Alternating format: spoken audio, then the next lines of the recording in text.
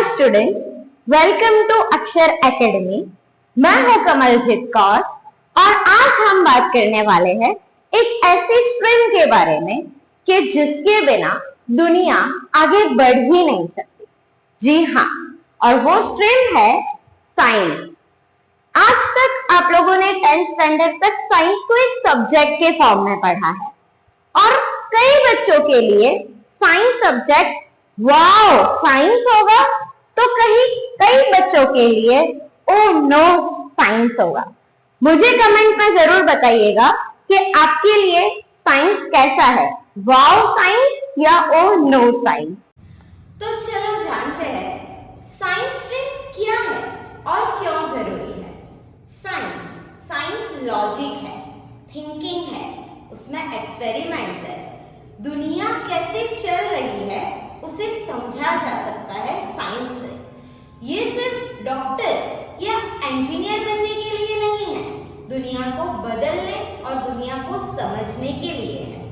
सोचो, अगर न्यूटन ने साइंस ना पढ़ा होता तो आज भी हम सोच रहे होते कि एप्पल पेड़ से नीचे कैसे गिरा था।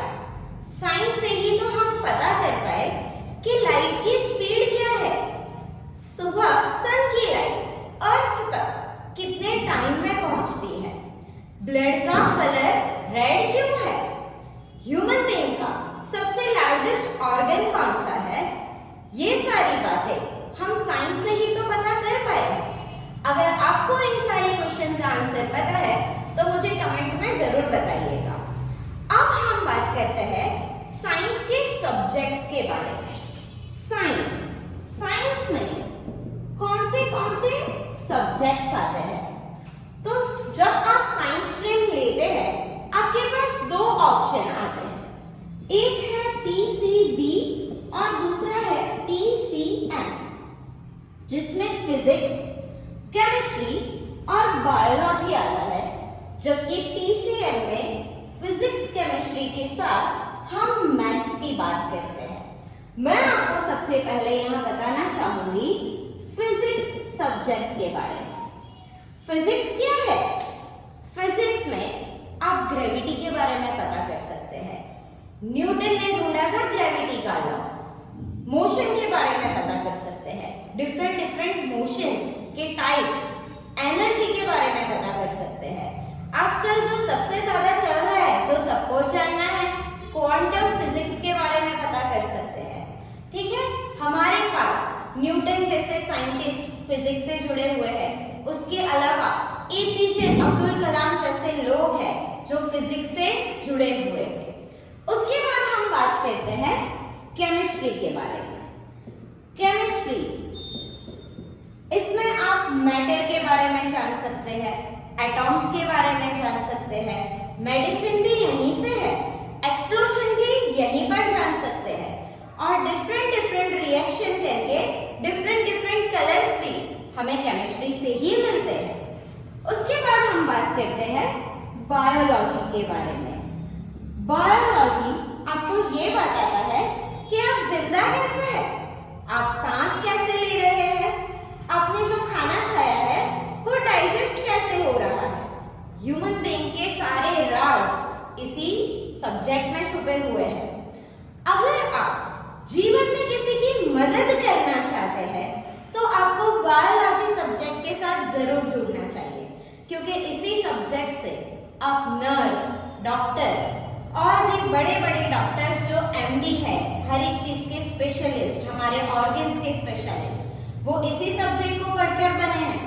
अगर आपको भी मदद करनी है लाइफ में किसी की तो आप इस सब्जेक्ट से जुड़े, क्योंकि हम सब ने कोरोना टाइम में देखा था कि हर कोई घर पर बैठ गया था, लेकिन डॉक्टर और नर्स उस वक्त में भी हमारी मदद कर रहे थे, और आज शायद इसीलिए हम जिंदा हैं। पीसीबी के बाद हम बात करते हैं पीसीएम की। यहाँ पर फिजिक्स और केमिस्ट्री सब्जेक्ट तो आप पढ़ेंगे ही, लेकिन उसके साथ बायो ना पढ़कर मैथ्स पढ़ेंगे। अगर हम मैथ्स के बारे में बात करते हैं तो logic plus number is equal to solution. Maths में अगर आपकी दोस्ती कैलकुलेटर के साथ हो गई है तो मैथ्स की दुनिया आपकी है। इन सारे सब्जेक्ट के अलावा एक अदर सब्जेक्ट आता है कंप्यूटर साइंस। आप सब जानते हैं कि आज की दुनिया में एआई, वेबसाइट्स, ये सब कुछ कितना इम्पोर्टेंट हो गया है। तो साइंस स्ट्रीम में आप कंप्यूटर के साथ भी आगे बढ़ सकते हैं। तो ये तो बात हुई सब्जेक्ट्स के बारे में जो आप 11th एंड 12th स्टैंडर्ड में पढ़ेंगे।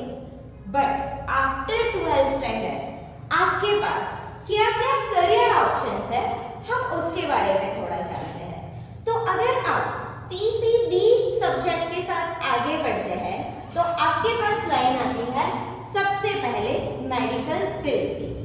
मेडिकल फील्ड जिससे हम डॉक्टर बनते हैं, आप सभी जानते हैं। उसके लिए हमें क्या करना पड़ेगा? एमबीबीएस। सबसे यूनिक, अगर आप एमबीबीएस करते हैं तभी आपके नाम के आगे डॉक्टर का टैग लगेगा। उसके बाद आएगा बीडीएस, दांतों के भी तो डॉक्टर होते हैं, डेंटिस्ट। बीडीएस दांतों के डॉक्टर बनने के लिए है। उसके बाद हम बात करते हैं वेटरिनरी।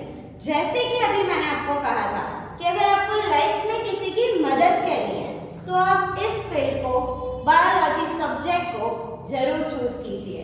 वेटरिनरी मतलब जानवरों के डॉक्टर, जो बोल भी नहीं सकते, जो बेजुबान है, लेकिन आप वेटरिनरी डॉक्टर बनके उन्हें भी समझ सकते हैं और उनका दुख भी दूर कर सकते हैं। और उसके बाद जो हमारे भारत में बहुत पुराने समय से चलता आ रहा है, आयुर्वेदा। आजकल होम्योपैथिक डॉक्टर के पास भी आप सब जरूर जाते हैं, क्योंकि एलोपैथिक दवाइयों से कुछ न कुछ नुकसान तो शरीर को होता है, लेकिन इस समय में हम होम्योपैथिक जैसी दवाइयां भी ले आए हैं कि जिससे आपके शरीर को कोई भी नुकसान नहीं होगा और वो दवाइयां भी खाने में बिल्कुल मीठी होती है। उसके बाद हम बात करते हैं, अगर आप पीसीएम सब्जेक्ट को लेकर आगे बढ़े हैं तो फिर आपके लिए है इंजीनियरिंग की लाइन। इसमें आप computer engineer, civil engineer, robotics या मैकेनिकल इंजीनियरिंग के साथ आगे बढ़ सकते हैं। उसके बाद हम बात करते हैं रिसर्च एंड इनोवेशन की। अगर आप चाहते हैं कि आपको ना ही डॉक्टर बनना है ना ही इंजीनियर बनना है, लेकिन दुनिया के लिए, देश के लिए, आपकी स्कूल के लिए, आपके फ्रेंड्स या फैमिली के लिए आपको कुछ रिसर्च करना है, कुछ इनोवेट करना है, तो आप इस लाइन में आगे बढ़ सकते हैं। इसके लिए हमारे पास इसरो है।